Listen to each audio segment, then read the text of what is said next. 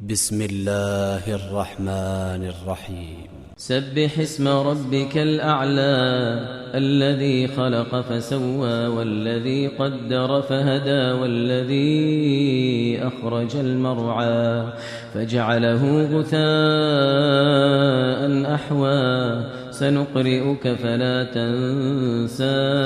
إلا ما شاء الله إنه يعلم الجهر وما يخفى ونيسرك لليسرى فذكر إن نفعت الذكرى سيذكر من يخشى ويتجنبها الأشقى الذي يصلى النار الكبرى ثم لا يموت فيها ولا يحيا قد أفلح من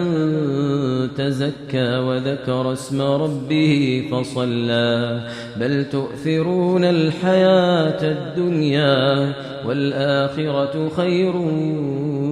وأبقى إن هذا لفي الصحف الأولى صحف إبراهيم وموسى.